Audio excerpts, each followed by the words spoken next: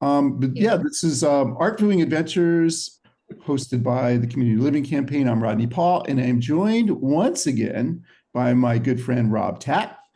Rob, you have a background. You've been doing photography. You had your own gallery for a while, and this is your area of deep expertise. And we are going to be talking today about a photographer named Consuelo Kanaga. So Rob, welcome to Art Viewing Adventures. I'll pull up our slides. Good, nice to be back. Hi, everybody. All right, so as Rodney mentioned, we're going to talk about Consuelo Kanaga. She has been called one of America's most transcendent, yet surprisingly least known photographers. Her body of work is comparatively small, but is consistently exceptional. She has a wide range of interests. She did work in every area, everything from pictorialism to photojournalism, portraiture to cityscapes, even still lifes. But most importantly, I want to stress this, she celebrated the human aspect in every photo she took. She really was a humanist. And whether it was images of sharecroppers in the South, or still lifes of flowers or curtains, she was always interested in the human aspect. Now, Kanaga's work was recently the subject of an exhibition at SFMOMA, Catch the Spirit. It closed this weekend, unfortunately, so you won't have it. No, Rob, I don't think that's right. No? I think we're talking about Limpica that closed. No, I think this closed as well, I believe. Yeah. It did? Yeah, I think so, yeah. Or it will close soon, as I believe. Let me double check that. You'll double check. Okay. In any event, yeah. If you want to see it, it may still be open. But what we're going to do today, though, would be second best, which is we're going to walk you through the exhibition. Oh, you're right about that. Too bad. Okay, so it has closed. But Rodney and I are going to walk you through the exhibition, basically room by room, if you will. And so let's get started with that. So yeah, she is someone who started doing photojournalism in San Francisco over 100 years ago. She was on the she was writing stories for the San Francisco Chronicle, and she starts that at age 21 in 1915. But 3 years later, after accompanying photographers on feature stories, she becomes a staff photographer for the Chronicle, which makes her one of the very first women in the field of photojournalism, and the very first woman photographer for the Chronicle.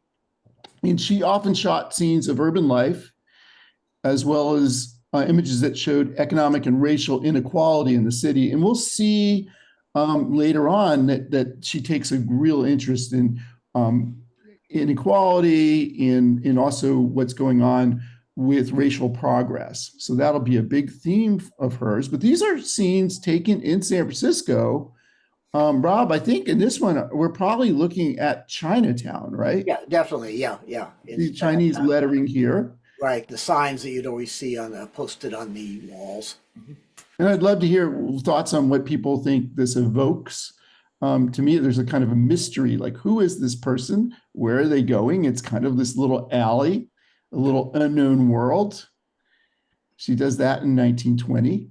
But this one I wanted to spend a little time with. This is a bar called the Old Ship Saloon.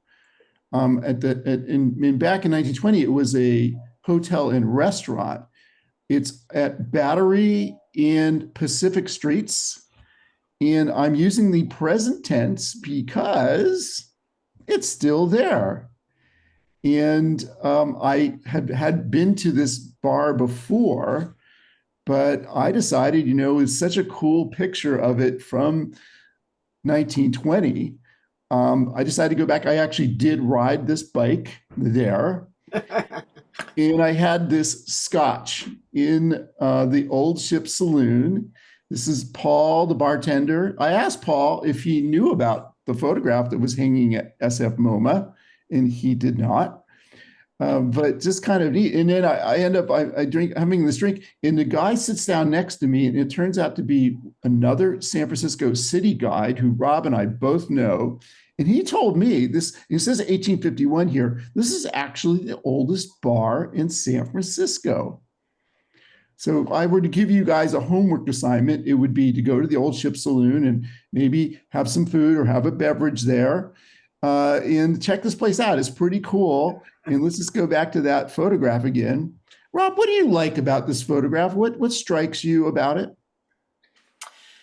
Well, it's a documentary photograph. I don't know if she did this for the Chronicle. I suspect she probably did. I don't know, but um, it's interesting. Including the figure there, as opposed to just doing an architectural image. But I mean, if you look at it, there's all kinds of interesting things going on. I mean, look at the old light there.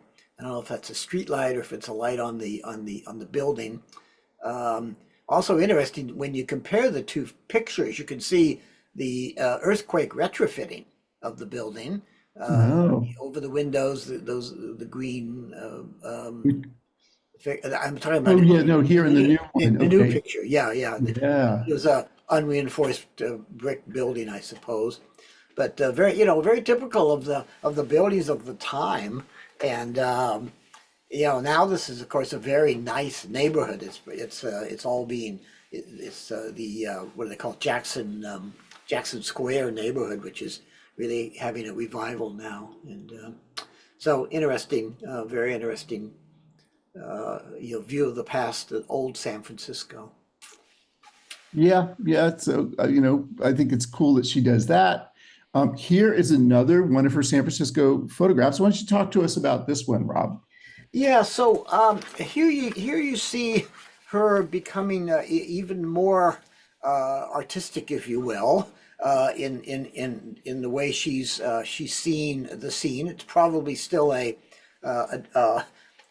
journalist picture, if you will. Maybe it was for a feature article in Chronicle, something like that. But it's a good transition because, excuse me, around 1918, Kanaga joined the California Camera Club in San Francisco.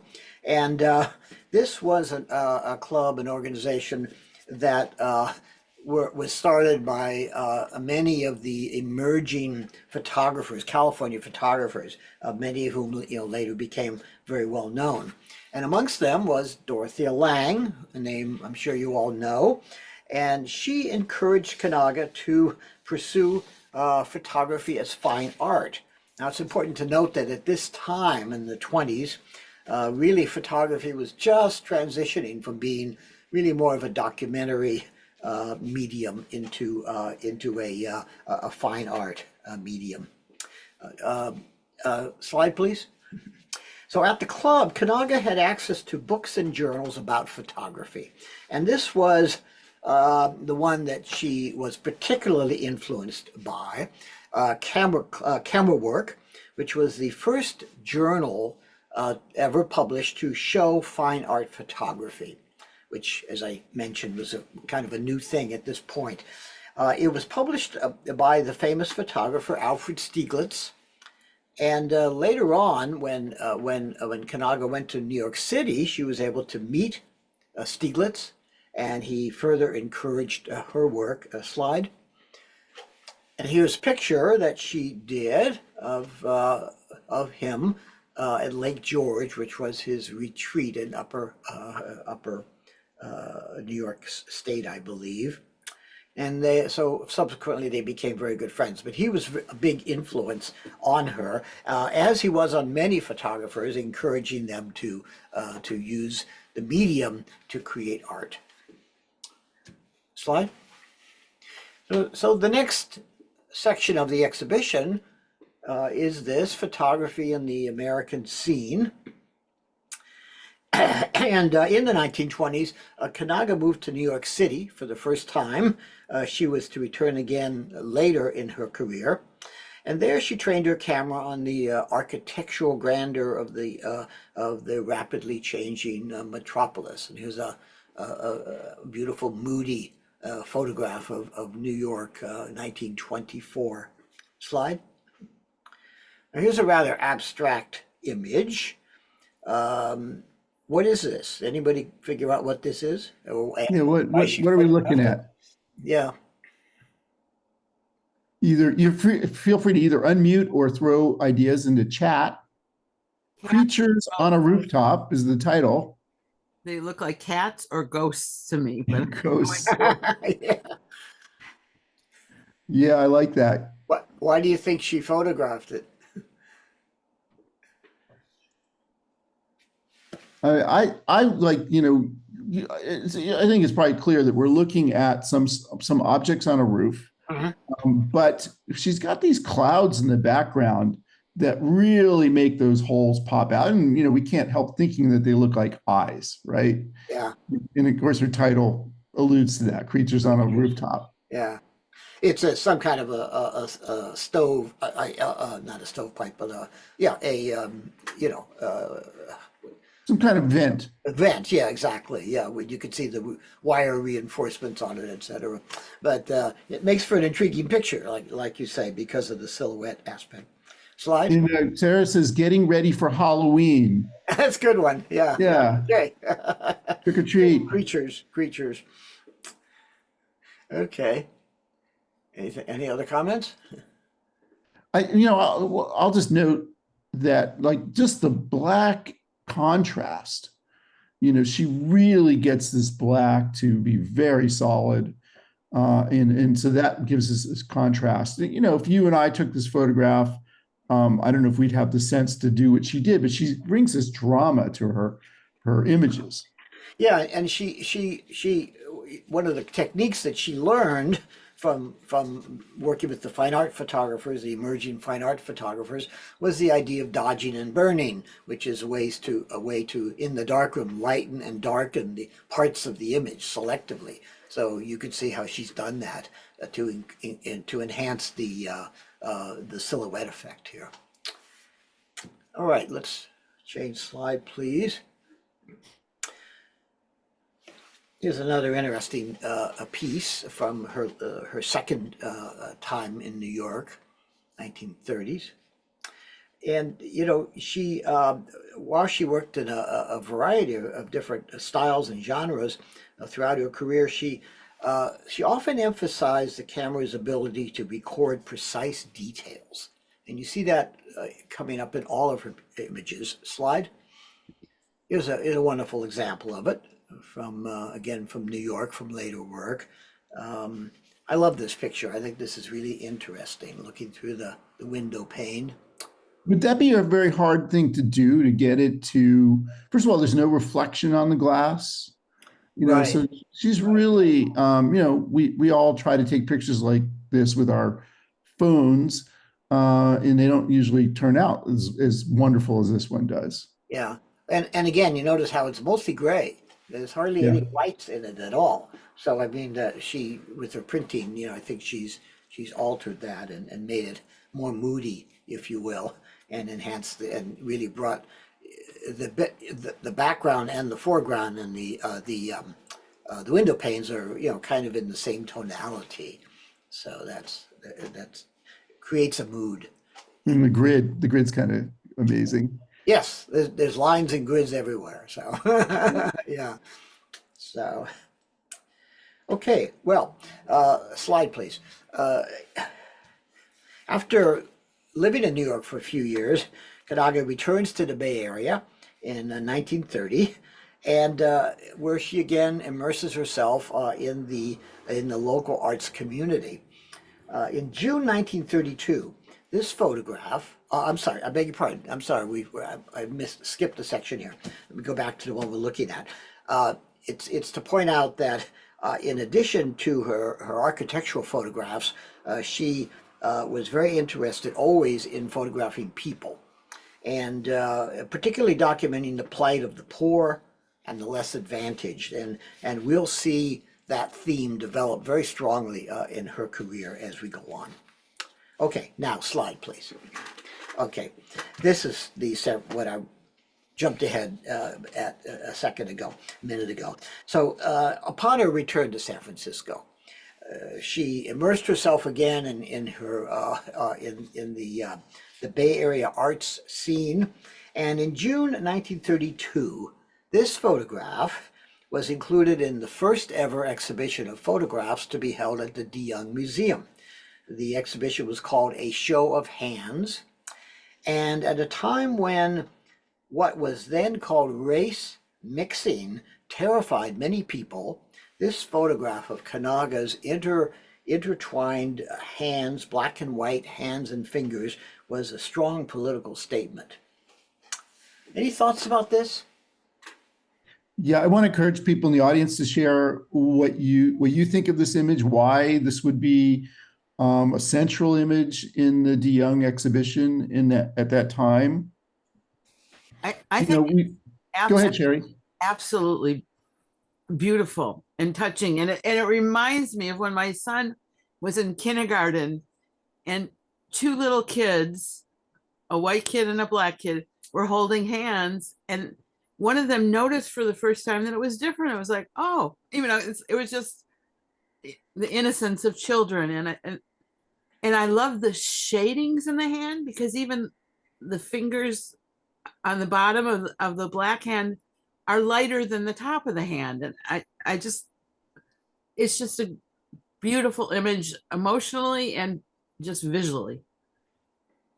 Thank you for that, Sherry. I completely agree. I want to call on Paco. Paco, share your thoughts, please. Oh, actually, that really reminds me about holding hands.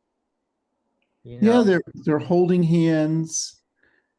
You want to say more about that, Paco? And it's actually so, professional. Like saying hello, how are you doing, for instance. So there's a respect between these two people, right? Right. Yeah, that's interesting. I mean, you can see that just in the way the hands are held. The what's the word I'm looking for? There's sort of a softness about it. There's a gentleness to it. Gentleness, yeah. And also, notice that the black hand seems to be probably an older person, and maybe someone who has worked with his. I assume it's a man. It seems like a man. His hands, more wrinkles and so on, and the white hand seems to be that of a younger person. We don't really know the sex, of course. We have some comments in chat that I want to read. Sarah says we're still talking about this today, maybe especially today. Gail notes white and black contrast, white hand with black cuff and black hand with white cuff. Oh, what a great observation. Yeah. Nikki says it crosses gender, age, and race all at once. And Gail adds on, white hand is a woman's, black hand is a man's, black hand is offered, white hand is accepted. Very nice. And it's something that even today, like Sarah says, it still has power. Yeah. We kind of thought that you all would have a lot of ideas about this. So I am glad to hear all these, because it's just a wonderful photograph. And, it reminds me of other works that I've seen. Ruth Bernhardt in particular did a number of portraits or posing nudes and so on of a black woman and a white woman. So there's she was also interested in that idea of posing the races together. Well, as a result of this photograph, which Edward Weston saw, the famous photographer Edward Weston, he invited Kanaga to participate in another exhibition held at the De Young later that year, and it was works by Group F64, which was really a revolutionary group, if you will. It ended up changing the style of photography. And in the show, Kanaga showed 4 prints, and they were portraits of African-American subjects. So this really is foreshadowing her emerging interest in African Americans and their plight and so on, which we're going to see expressed more fully in the exhibition. I just want to mention another chat comment from Sherry saying she is going to use this as her profile picture in Facebook, which is kind of, again, it does speak a lot to what's going on today. Yeah. It's a great picture. One of her best, no question. So we're going to move into the portraits. There's a lot of portraits in this exhibition, and some of her strongest work is in portraiture. And she really, in addition to doing a great job of it, she also used it to be able to earn a living because she is not going to be able to make enough money just being a photojournalist. And so in the 1920s, she sets up a portrait studio. And a quote from her, she said, "I had to learn something so that I could at least make a living." And through the rest of her life, she earned money by photographing wealthy clients as well as avant-garde friends in San Francisco and New York. We're going to see a bunch of those photographs, some of which are famous artists. And so she's going to be using a lot of techniques for this. And she's able to enhance the expressive power of pictures, experimenting with things like posing, cropping, lighting, and printing to enhance the evocative potential of her photographs.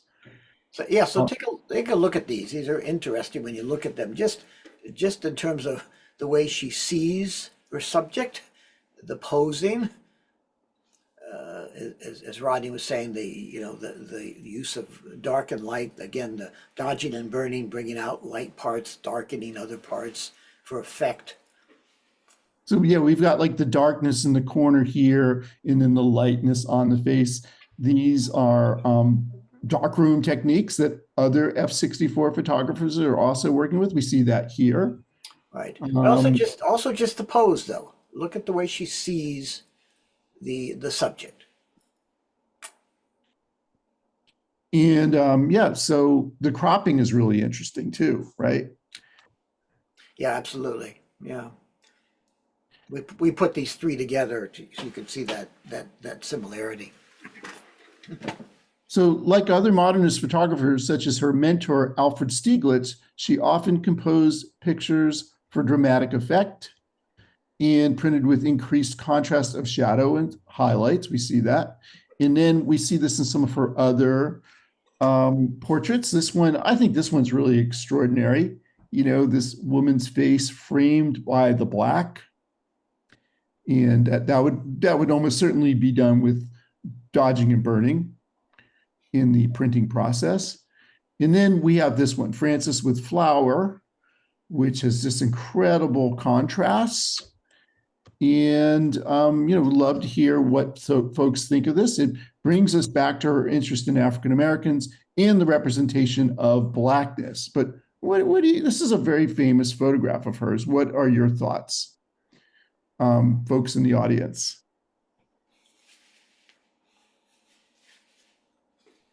It may be Rob, because you're familiar with this photograph. So what strikes you about this? Well, gosh, I've never really thought much about it. I've always just thought it's just a beautiful picture, and the flower and the beauty of the woman's face, against the flower, again the white and black, emphasizing her that she's African American. I don't know. It's a very simple picture, really, but it just works. It just works. It's important to note, like the skin tone is really, really amazing, and that in photography until recently there were problems with that. Film was really created often to show whiter skin to better effect, but she does a really good job of getting this beautiful skin tone. Yeah, she learned these techniques when she was working at the Chronicle. She learned it from the other photography. She learned darkroom, and so that served her well as her career advanced. Well, let's move on then. Yeah, let's talk more about representation of Blackness. We already said this is a major theme in the exhibition. And she was interested in them and their place in American society, and this becomes a major focus of her career. And in 1931, she meets this man, Eluard Luchel McDaniel. And there's a book that's in the gallery that is an excerpt of his I think it might be an oral history, his experience riding the rails as what was then called a hobo in California. It's a pretty interesting account of that. She takes this really beautiful photograph of him and they become friends. And she photographed him around her home. As they talked, she became captivated by the plight of African Americans in their continuing fight against racism, and this will lead to her travels in the US South. Between the late 1940s and early 1960s, Kanaga took several trips to the US South. Her work there focused primarily on Black laborers and children, and she found inspiration in the farm workers she encountered in the reclaimed swamplands of Florida and the farming families of Tennessee. And I think we have a comment in chat. Sarah says she's given over to the sensual experience of smelling the flowers. We were talking about the photograph before. Her eyes move into the shadow. Let's go back and take a look at that. So yeah, there's a real connection between Frances and the flower. So Yeah, it's just a beautiful picture. You look at it, you just can't help but say that is a beautiful image. and it's a great, we always love seeing diagonals, and there's a great diagonal aspect of this. But back to the South, we have a couple more examples to show you. Yeah, so Rob, why don't you tell us more about this? Yeah, well, actually, you were going to talk about this, but we don't. I can't find it. It's one of her Oh, yeah, documents. so this is a really interesting image because look at the cropping of it. She it emphasizes the tallness of the man, and he's a worker. He's obviously put in like a hard day's work. You can see paint on his overalls, and just this sense of verticality. I can't help thinking about, because it's from this period, 1948 to 50, it does make me think about the verticality of Art Deco, which was a thing at the time. I like that a lot. Sherry says, the pictures of these beautiful people are gorgeous. Yeah, she really shows these people it gives them a great deal of dignity. Yeah. Even though these are not well-off people, these are hardworking people. Of course, you can't. I think you can't help but think about the work of Walker Evans or even Dorothea Lange, this type of photography, and would be interesting maybe to compare the different styles and so on. But it's definitely a genre of work that other photographers were interested in doing. Go ahead to the next slide. Yeah, we got a couple more of these. Yeah. So here's another one, wonderful contrasts of black and white. I think it's really cool that she's wearing this white dress, and the way her profile stands out. It's really beautifully photographed. Yeah, this is also a well-known image of Kanaga's.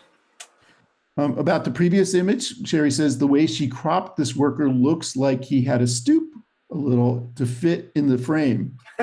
Very good. Yeah. Yeah. He's a tall guy, no question. Yeah, and then this image, this is a wonderful picture, I think. And few thoughts about this. You notice how she photographs, she set her camera low, and it's sort of a foreshortened image, if you will, and she's using the light and the camera angle to if you will, make the subject, give the subject some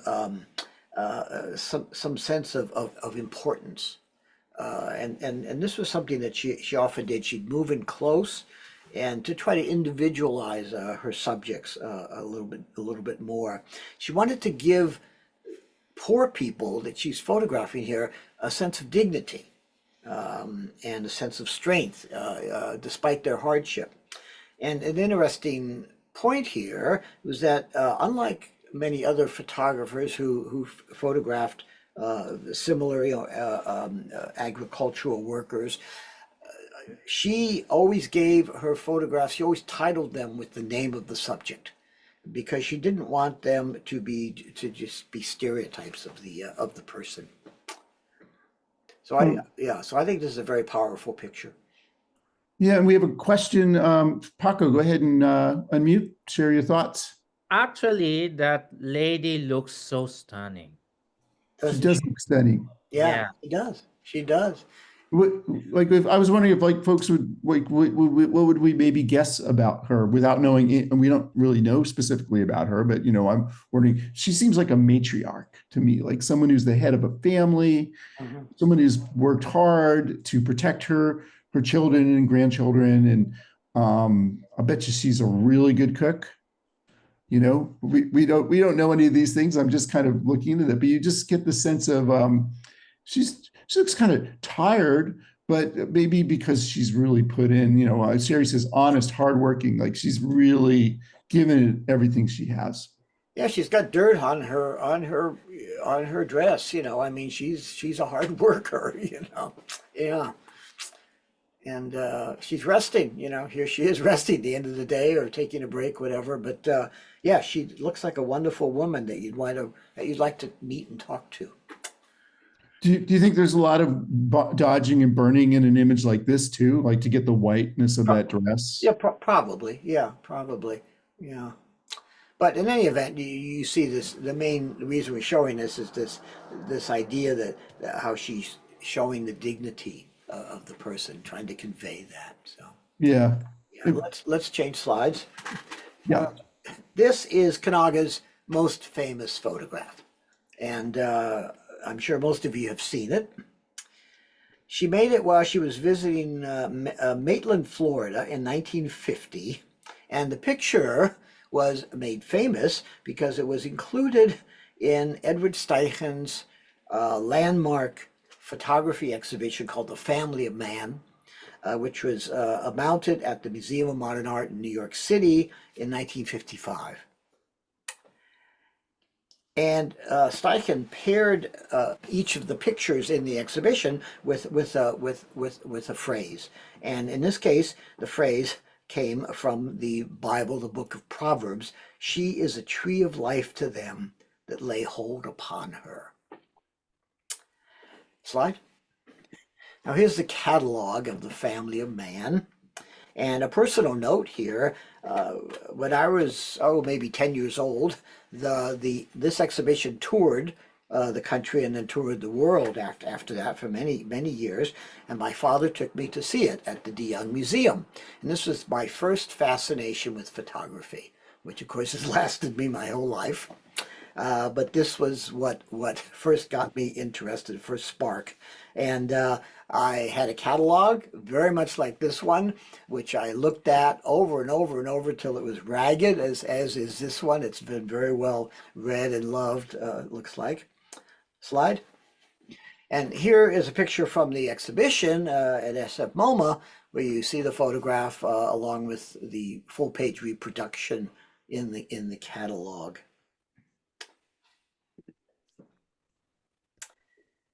Any thoughts? I think Gail says in chat, that is a wonderful story of how your love of photography began. And you said it was like your father who, took you to that exhibition. And what was your father's relationship to photography, Rob? Yeah, well, he loved it. He had a number of different cameras, and we built a darkroom in the basement. So I would sometimes print photographs with him, black and white. And I was telling Rodney the other day, he had a Minox camera. This is it. This is his camera. Yeah, the what they used to call the spy camera, and he carried this with him in his pocket always.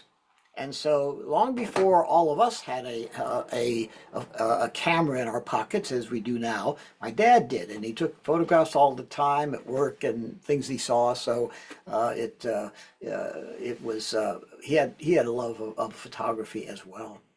I think James Bond had one of those cameras too. Am I right? Yes, it was called a spy camera. You Spy always see it camera. in movies when they're photographing the documents and all that sort of thing. The spies using it is a tiny, tiny, tiny negative about this, I'd say the size of your pinky nail, very, very small.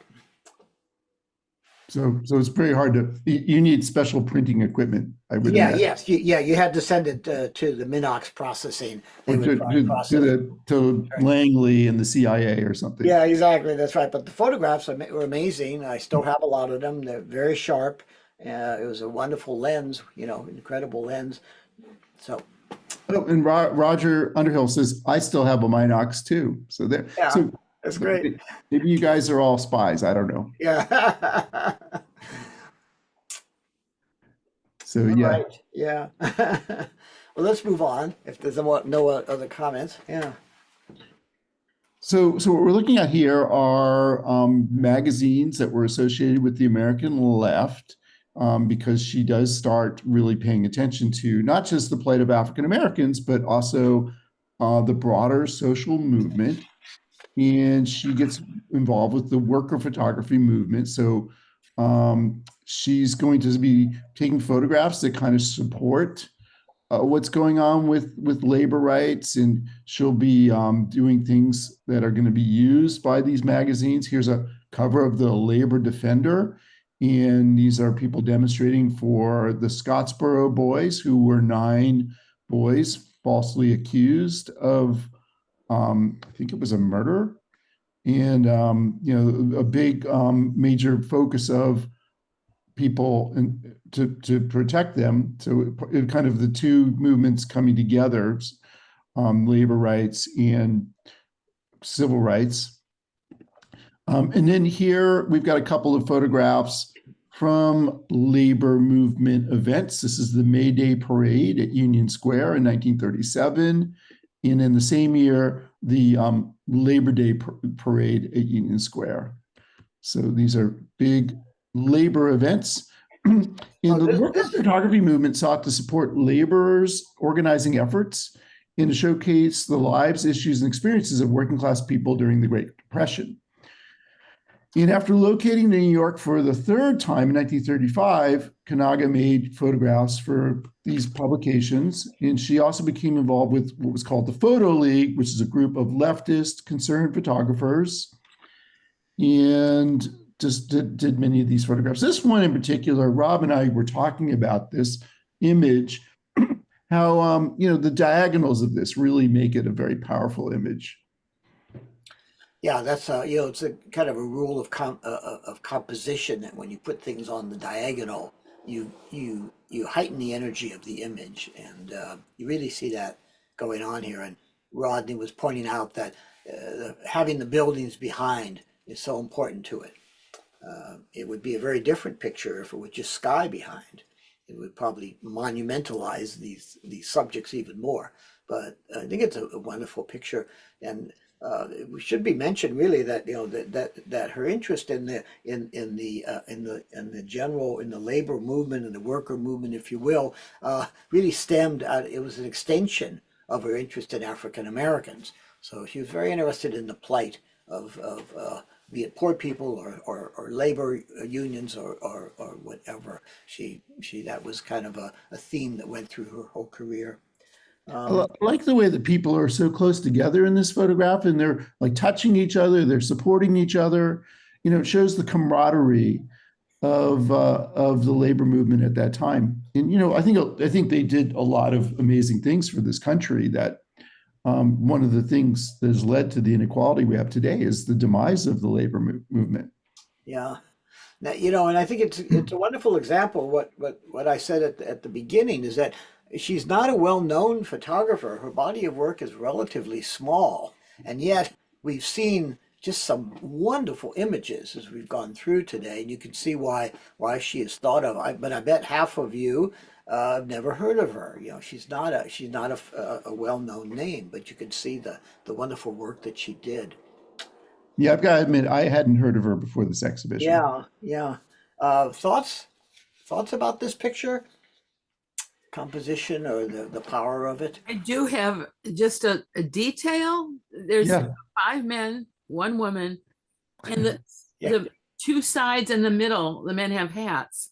Yes. And it adds to the composition. I mean, it's just what she took, but she took a fabulous picture. Yeah. everybody wore hats, or almost everybody in those days. Well, I often Yeah. wear a hat, but usually it's like this kind of hat. Yeah. And maybe I need one of these pork pie hats or whatever. Stetson. Maybe I need a Stetson. I don't know. Paco, go ahead. You know, that reminds me about folks are like campaigning, Yeah, they're campaigning. They uh, are. They're like in a rally setting too. yeah. And you Paco are also wearing a hat of sorts. Yes. That's pretty cool. Yeah. Winter hat, Rodney. A winter hat. Yeah. Very good. I see other thoughts in chat. Yeah, Paco has a nice hat. There you go. Oh, so should we move into the portraits of artists? Yeah, let's do So, that. It's the last Rob, tell us about this. the last section of the exhibition. Kanaga's career is especially intertwined with her strong circle of friends in the arts community, and there is a large section of photographs in the exhibition. Which included many women photographers, as well as other artists and dignitaries, and so we have a few examples here. And again, as we look at these, notice the unusual framing, or the different vision, if you will, that she has when as she sees these subjects. So here is Milton Avery, American painter. Slide. Yeah. And we wish we weren't, he wasn't smoking that cigarette, but Yeah, well, what can you do, right? this is from 1950, so you know. They didn't know any better back then. That's right. And slide. This is Sergeant Johnson, African American, San Francisco resident. SFMOMA has a large group of holdings of his work. Yeah, I think there's some on display on the second floor of SF MoMA right now and usually. So Yeah. I never knew what he looked like. It's very nice. It's a great portrait of him, I think. Yeah, it's a lovely portrait. Yeah, lovely portrait. And you know, I was telling Rodney, I went to George Washington High School, and I think Sherry's son went there as well. And they have a relief there that was done by Sergeant Johnson. I have no idea at the time who he was or that he even had done it, but it's one of his pieces. Overlooks the Golden Gate Bridge from the football field, so it's quite a dramatic setting. Slide. This is Mark Rothko. You probably have appreciated the Rothko paintings at SF MoMA, particularly the large one, the big red and orange one. He was known for his marvelous color field abstractions. Interesting pose, again, the predominance of the hat in the frame. And from below, right? Right, exactly. And again, shooting from below is that it makes the person look more more dynamic.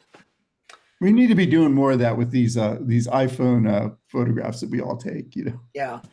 Well, that's you know, it's something that you commonly see in photographs, particularly of famous portrait photographers, how they knew how to do that, to put their camera slightly below or significantly below eye level and shoot up, and it gives the person just more, you know, more importance.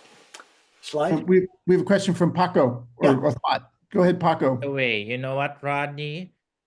Smoking really causes lung cancer. Yeah, no, it's not a good idea. And I died on that. I wish we could go back in time and tell Mark Rothko and Milton Avery, you know, hey, you guys need to cut down and maybe quit. We'll get you guys a nicotine patch. Sadly, they just didn't have a lot of consciousness at the time.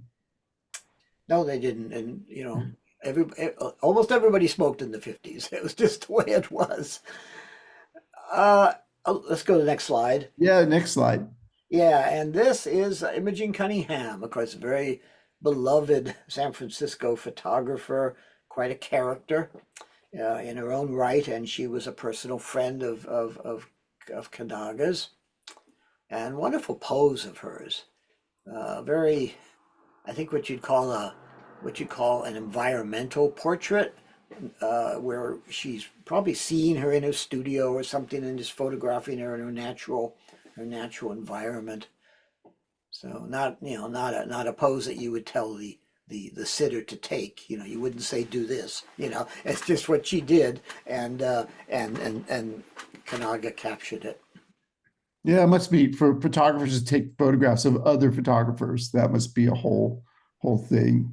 Imogen Cunningham, of course, she did a lot of great Ruth Asawa photographs. So she's Yeah. famous for photographing other artists.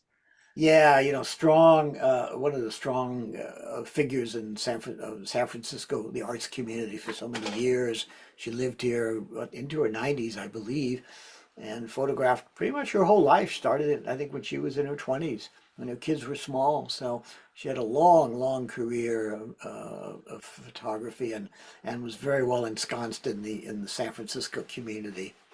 I think they'd be similar in age, right? Kanaga and Cunningham. Yeah, probably. Yeah, probably. Yeah. I'm not sure exactly when Kanaga was born, but yeah, I would think so. So, well, slide. That brings us to the conclusion. This is another wonderful photograph you might recognize, one of her well-known ones. It's a simple picture called House Plant, a flower in a glass of water. But just look how simple, how beautiful it is. I think it's just a lovely picture. And here's a quote from her about her work. She said, "I had a desire to say what I felt about life. Simple things like a little picture in the window or the corner of the studio or an old stove in the kitchen have always been fascinating to me. I think that in photography, what you've done is what you've had to say. In everything, this has been the message of my life." So that's Consuelo Kanaga. Slide. Any parting thoughts? Yeah, so and especially, what are your thoughts on what we've shown you and maybe what you saw at the exhibition? We would love to hear those thoughts. Did anybody get to the exhibition? Rob and I and Sarah all went together, which was fun. Paco says she is so dignified. Yes, she is. It's kind of a funny pose, isn't it, Paco? With the hands like Yes, that. Rodney. Yeah. I could do that, right? Yeah, and we thought it was a funny pose, but Alma Levinson was one of the Bay Area photographers that she was friends with, and a Group F64 photographer. And we'd mentioned that the Group F64 exhibition is going on the third floor right now at SFMOMA.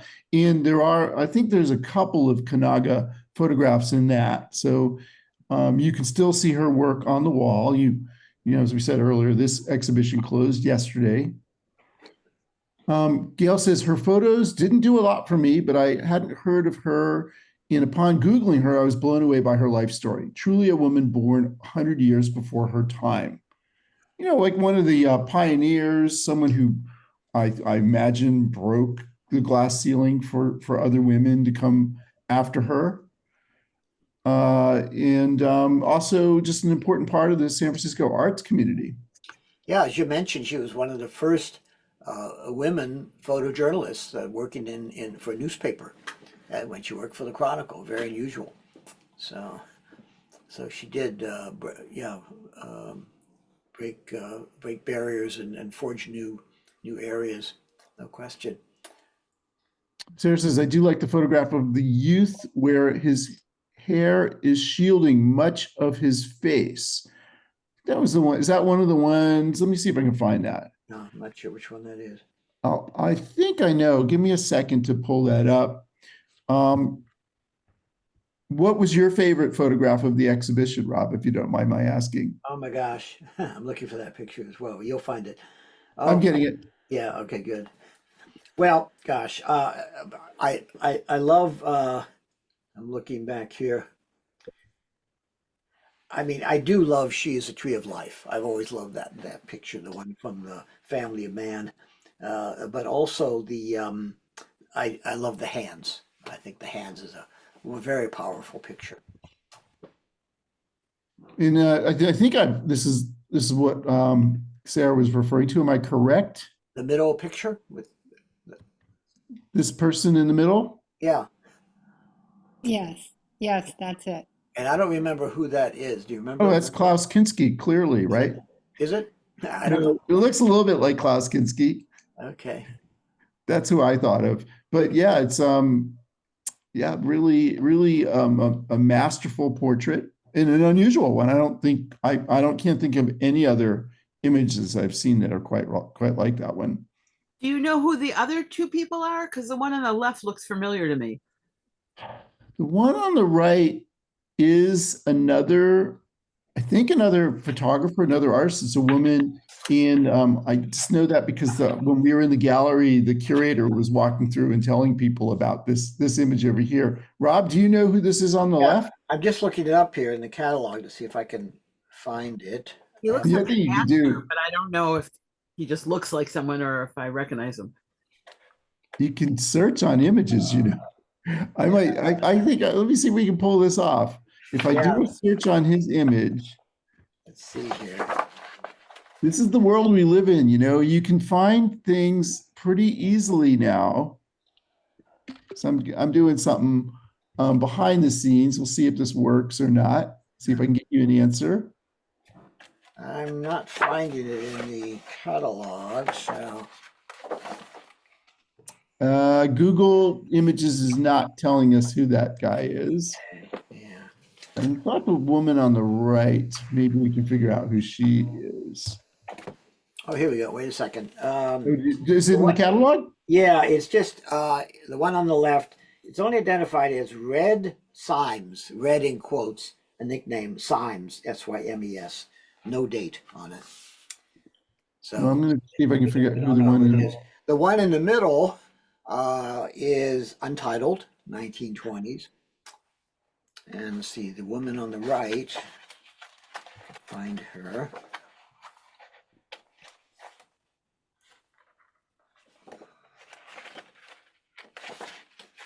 Doesn't say. Yeah. Portrait. Oh, I wish, yeah, it would be fun to be able to figure this out. The woman on the right is also untitled, 1925. So I guess that none of these were, I guess, well-known famous people. Perhaps the work that she did in her portrait business. I haven't given up. Social documentary. Anyway, yeah, it's kind of fun to try to figure these things out, but I'm not finding it. Yeah, if you just Google her name, you'll find a lot of images as well, of course. Yep. Other thoughts on all this?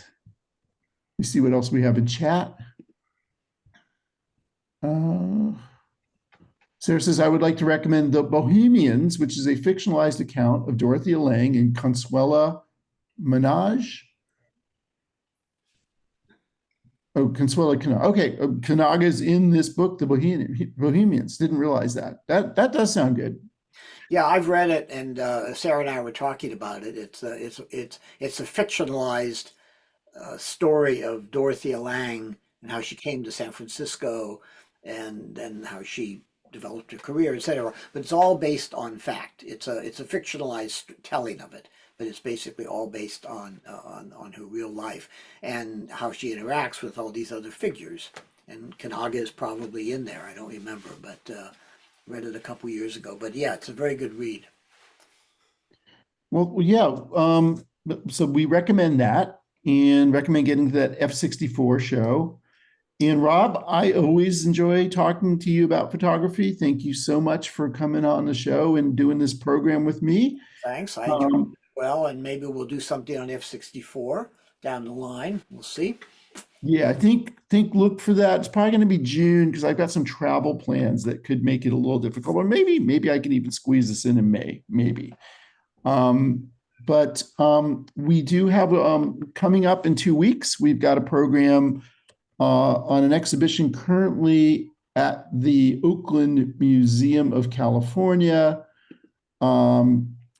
And that is with Avril Angevine, another one of our fellow museum guides. And it's about Dugan Aguilar's photographs of native California. So he's a Native American photographer. And we will be talking about that exhibition in 2 weeks. So look forward to that. Another thing coming up on Community Living Campaign tonight at 6, my good friend Richie Unterberger will be talking about this is Black History Month, and he's got a great Black musician, a guy named Jimi Hendrix, who played some great shows here in San Francisco and very important part of the 60s music scene. I play his music on my Haight-Ashbury tours every time I do them. You see what thoughts we have in chat. Yep, can't wait to see Richie tonight. That's going to be fun. I will definitely tune in for that. This was absolutely great, says Sherry. Thank you, Sherry. And Gail seconds the recommendation of the book, The Bohemians. So that'll wrap it up for this week of art viewing adventures. I will turn it back to you, Nikki. What else do we have to look forward to? Oh, well, those were the two main things, Jimi Hendrix and you in a couple more weeks. So those are, mark those on your calendar. And Robert, you never cease to amaze me. This was a great presentation. I really enjoyed it, especially, you know me, I enjoyed the labor history so much. And I wish I had realized this was ending so soon, and I would have been down there to see it and taken a bunch of my labor I think it kind of caught us by surprise too. Yeah, I Got me know. by real surprise. I don't know. I knew that Lempica was closing. And I didn't realize this one was too. We would have done this sooner had we known that. But anyway. Yeah, we could have connected it to the SF State Labor Archives event, because they have their event every February. And they would have maybe been interested in being involved in some way. Maybe they were. I don't know. I'm going to check into that. Yeah, but thank you, everybody. Paco, Roger, and Yes, everybody great to else. see you, Nikki, Rodney, and Robert. Happy Valentine's Day, Happy everybody. Happy Valentine's Day. Happy to you, Nikki. Valentine's. Bye. Bye. Bye, Take care, Sana. everybody. Bye-bye. Bye. Thanks, Jennifer. Thank you, Jennifer, as always. Great job. Oh, my pleasure to see you, Rodney and Nikki. Yeah, always Thanks, fun, Paco. Paco. Paco, bye.